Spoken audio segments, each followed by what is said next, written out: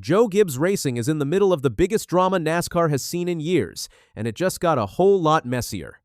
If you follow NASCAR, you know Gibbs Racing as one of the most powerful teams in the sport. 4 cars, multiple championships, decades of success. But right now, JGR is not making headlines for winning races. They are making headlines for a massive lawsuit, one that involves stolen files, a secret folder, a private investigator, and some very serious accusations flying in both directions. Gabehart joined Gibbs Racing back in 2012 as an engineer. Over the years, he worked his way up to become Denny Hamlin's crew chief starting in 2019. Between 2019 and the end of 2025, Gabehart and Hamlin won 29 races together, including 2 Daytona 500 and a Coca-Cola 600. Gabehart was not just a crew chief. He was the architect of Denny Hamlin's late career dominance, one of the most successful driver and crew chief partnerships in modern NASCAR history. So, when JGR offered Gabehart a promotion to competition director before the 2025 season, it felt like a natural next step. Gabehart was told he would have what he described as a COO-type role, basically a top executive running all of JGR's competition decisions on his own.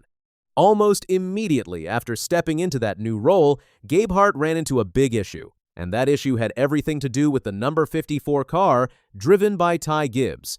Ty Gibbs is Gibbs' grandson, and according to Gabehart's own court filing, that made things very complicated inside JGR. Gabehart wrote in his declaration that the number 54 team was not run like the other 3 JGR cars. He said the team was managed directly by Coach Gibbs and everyone in the organization knew it. He also said that Ty Gibbs was not held to the same meeting attendance standards as the other drivers on the team. Key decisions were being made without Gabehart's input, even though he was supposed to be in charge of all competition matters. And then came the pressure.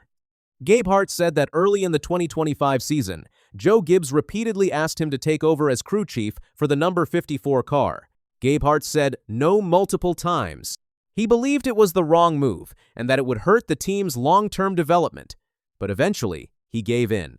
He served as Ty Gibbs' crew chief for 9 races before stepping back and handing the role back to Tyler Allen. In his filing, Gabehart described JGR as a dysfunctional organizational structure that I could not continue in. He said he was constantly intertwined with Coach Gibbs, senior JGR executives, and family members when making even routine competition decisions. That is not exactly the independent leadership role he was promised. By November 2025, things had fallen apart completely. Gabehart had a meeting with JGR leadership and made clear he wanted to leave. He stopped providing services to JGR on the 10th of November 2025. Just 3 days later, according to JGR, he received a job offer from Spire Motorsports. The two sides tried to work out a separation agreement. JGR stopped paying Gabehart's salary during those talks. Gabehart even offered to cover up to $50,000 of JGR's legal fees just to settle things without going to court. JGR said no. The talks broke down completely. On the 9th of February 2026, JGR officially fired Gabehart for what they called cause, meaning they believed he had done something wrong on his way out. 10 days later, on the 19th of February 2026, Gibbs Racing filed a federal lawsuit in North Carolina. JGR accused Gabehart of running what they called a brazen scheme to steal JGR's most sensitive information and handing it to a direct competitor. According to the lawsuit, Gabehart used his JGR-issued laptop to sync files to his personal Google Drive.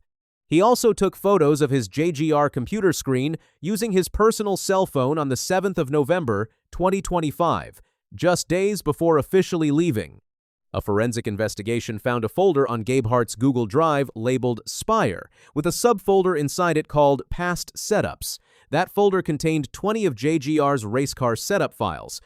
The files were eventually deleted from his devices on the 4th of February 2026 during the forensic process.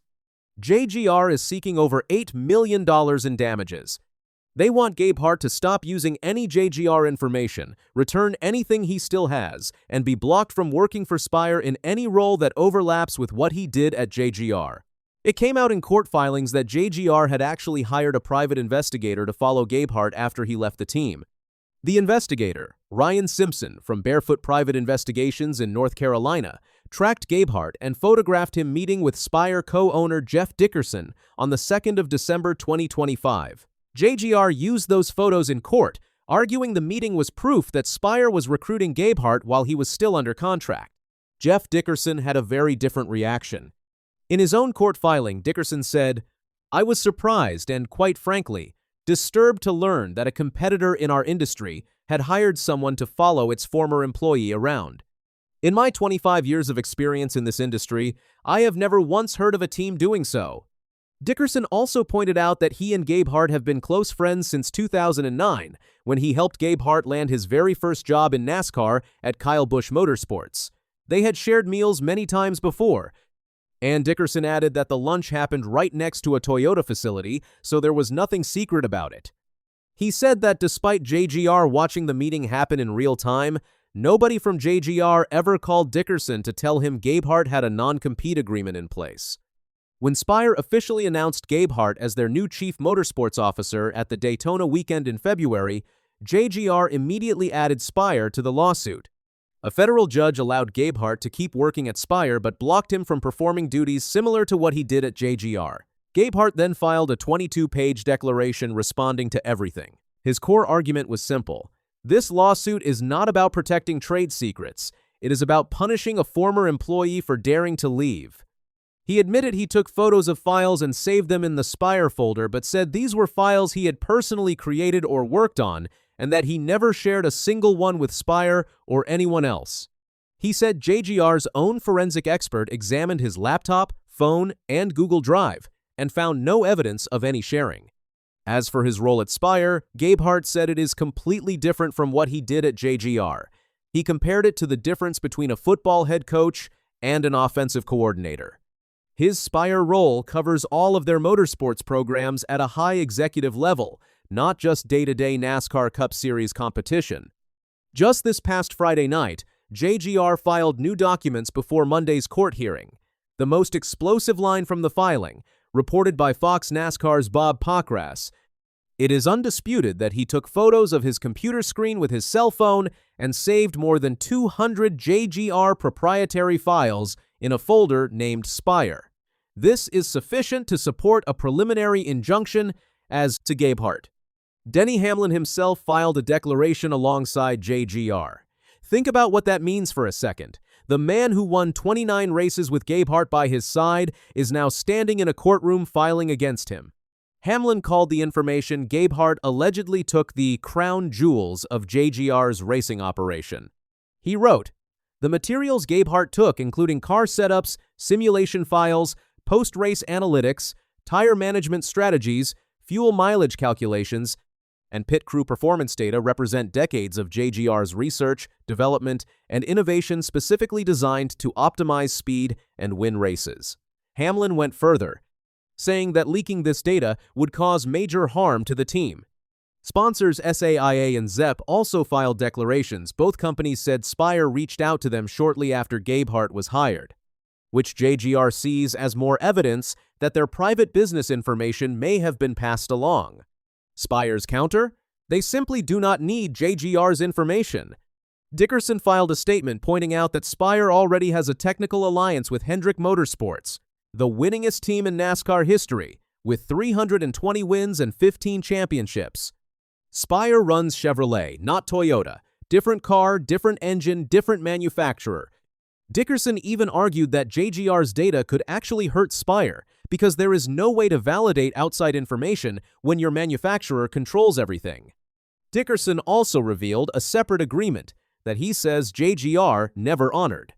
The hearing is set for Monday, March 16 in Charlotte. What the judge decides next could change everything, not just for JGR and Spire, but for how every NASCAR team handles player movement, data security, and non-compete agreements from this point forward.